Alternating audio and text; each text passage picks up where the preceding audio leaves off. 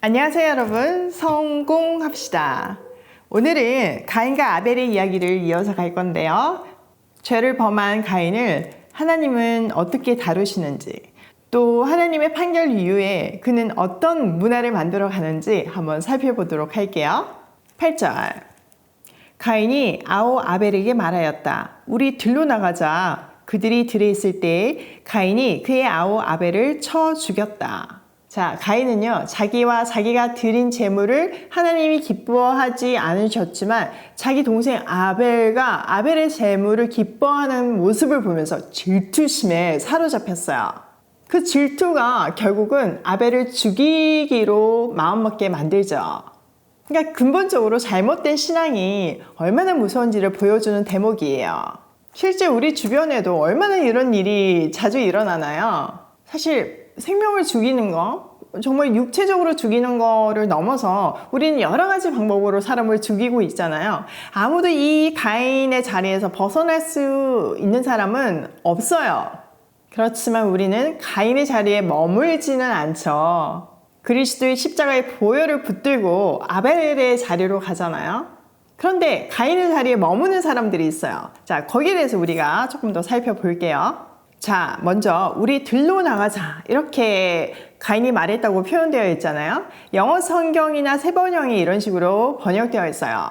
이것은 최초의 헬라어 번역본인 70인역이나 사마리아 오경 등을 근거한 해석적인 문구예요. 문맥상으로는 이해를 돕는 아주 잘된 해석이라고 볼 수 있어요. 자, 들은 사람이 없는 한적한 곳이잖아요. 가인은 그 한적한 곳으로 자기 동생을 불러내어서 범행을 저지를 계획을 세우고 아벨을 유인하죠. 그리고 아벨을 쳐 죽였어요. 쳐 죽였다는 말에 폭력으로 잔인하게 죽였다는 것을 알 수 있죠. 이렇게 불과 사장이 지나가기도 전에 인류 최초의 살인사건이 일어났어요. 불과 성경이 사장을 넘기도 전에요. 자, 9절, 주님께서 가인에게 물으셨다. 너의 아우 아벨이 어디에 있느냐? 그가 대답하였다. 모릅니다. 제가 아우를 지키는 사람입니까? 하나님께서 가인에게 아벨의 행방을 물으셨어요. 한마디로 신문하신 거죠. 죄의 문제를 해결하시기 위해서 먼저 그 죄를 고백하게 하기 위해서 지금 질문을 던지신 거예요. 그러나 가인은요, 안타깝게도 회개 대신에 거짓말을 하면서 하나님께 도전을 던져요. 모릅니다. 내가 아우를 지키는 사람입니까? 이 말에는 동생을 지키는 것이 자기 역할이 아닌 전능하신 하나님의 역할이라며 책임 전가를 하고 있어요. 자, 10절. 주님께서 말씀하셨다. 내가 무슨 일을 저질렀느냐? 너의 아우의 피가 땅에서 나에게 울부짖는다. 하나님은요, 은폐하고 있는 가인의 죄를 다 드러내셨어요. 레위기에 보면 생명이 피에 있다고 말하고 있잖아요. 그러니까 너의 아우의 피가 나에게 울부짖는다는 표현을 통해 가인의 살인 행위를 간접적으로 표현하고 계세요. 자, 11절. 이제 내가 땅에서 저주를 받을 것이다. 땅이 그 입을 벌려서 너희 아우의 피를 너희 손에서 받아 마셨다. 내가 밭을 갈아도 땅이 이제는 너에게 효력을 더 나타내지 않을 것이다. 너는 이 땅에서 쉬지도 못하고 떠돌아다니게 될 것이다. 하나님은 이렇게 가인에게 벌을 내리셨어요. 농사를 짓는 가인에게 땅은 삶의 터전이죠. 그런데 그 땅이 더 이상 소산을 주지 않을 거래요. 그 땅에서 저주를 받을 거래요. 두 번째는 땅을 유리하는 자가 된대요. 이거는 하나님에 의해서 쫓겨나서 도망자, 또 방랑자가 된다는 의미죠. 자, 13절. 가인이 주님께 말씀드렸다. 이 형벌은 제가 짊어지기에 너무 무겁습니다. 오늘 이 땅에서 저를 쫓아내시니 하나님을 뵙지도 못하고 이 땅 위에서 쉬지도 못하고 떠돌아다니게 될 것입니다. 그렇게 되면 저를 만나는 사람마다 저를 죽이려고 할 것입니다.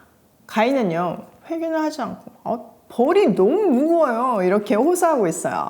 가장 먼저 하나님을 뵙지 못한다 라고 말하고 있죠. 이건 뭔가 좀 신앙이 좋아 보이는 그런 말이지만 사실은 형벌에 대한 호소를 하고 있는 거예요. 그가 뒤에서 하는 일을 보면요, 전혀 하나님 앞에서 사라졌다고 슬퍼하지 않거든요. 또 쉬지도 못하고 만나는 사람마다 자기를 죽이려고 할 건데 이거 어떻게 하실 거냐고 책임지시라고 이렇게 얘기하는 거죠. 가인은요 이렇게 회개는커녕 정말 자기에게 판결을 내신 하나님께 다시 한번 불만을 토로하면서 도전하고 반항하고 있어요. 자, 여기에 하나님은 어떻게 하시는지 15절 주님께서 그에게 말씀하셨다. 그렇지 않다. 가인을 죽이는 자는 7갑절로 벌을 받을 것이다. 주님께서는 가인에게 표를 찍어주셔서 어느 누가 그를 만나더라도 그를 죽이지 못하게 하셨다. 하나님은 그에게 표를 주신다고 말씀하셨어요. 이 표는 어떻게 보면 부끄러움의 표잖아요. 그럼에도 불구하고 그를 돌보신다는 표이기도 해요. 하나님의 사랑의 표시인 거죠. 제가 성경을 정말 많이 가르쳤잖아요. 그러다 보니 여기서 질문을 많이 하더라고요. 아니 그 가인을 죽이려고 하는 그 다른 사람들은 언제 생겼냐고요. 다시 한번 말씀드리지만 성경은요 시간 순서대로 그 모든 일을 기록하는 책이 아니에요. 하나님의 구속사를 대표 원리를 사용해서 보여내는 책이죠. 그러니까 여기 성경에는 기록되어 있지 않지만 아담과 하와가 많은 자녀를 낳았고 그 자녀들이 꽤 퍼져 있었을 것이라고 우리는 추측할 수 있어요. 자, 16절 가인은 주님 앞에서 떠나서 에덴의 동쪽 놋 땅에서 살았다. 자, 주님 앞에서 떠나서 라는 표현을 통해서요 가인은 에덴 동산에서 좀 멀리 떨어졌다는 것을 추정할 수 있죠. 아마 아담과 하와와 그의 가족들은 에덴 동산에서 쫓겨났지만 멀리 가지는 않았을 거잖아요. 다시 한번 회복의 기회를 노리면서 아마 그 근방에 머물렀을 거예요. 그런데 가인은 아주 멀리 떠났다는 의미예요. 그는 에덴 동쪽 놋 땅에서 살았다고 말하고 있죠. 자, 17절 가인이 자기 아내와 동침하니 아내가 임신하여 에녹을 낳았다. 그때 가인은 도시를 세우고 그 도시를 자기 아들의 이름을 따서 에녹이라고 하였다. 여러분 성경에 에녹이 나오잖아요. 유명하잖아요. 죽음을 겪지 않고 하늘로 올라간 그 에녹이 있잖아요. 근데 그 에녹이 여기 에녹이 아니에요. 우리도 동명이인이 되게 많잖아요. 그러니까 여기서 나오는 에녹은 가인의 아들 에녹이라는 것을 기억하세요.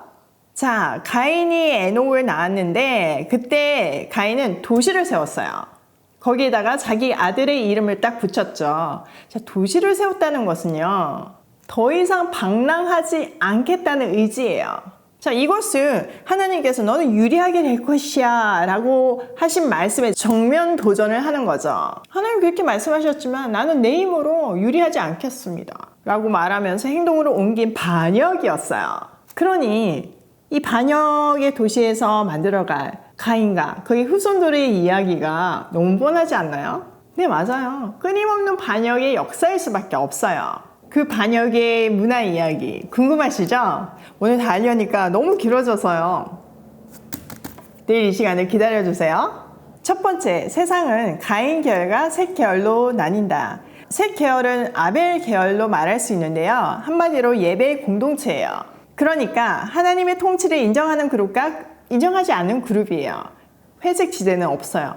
빨리 소속을 확실히 해야 해요. 두 번째, 하나님은 죄인에게도 기회를 주신다.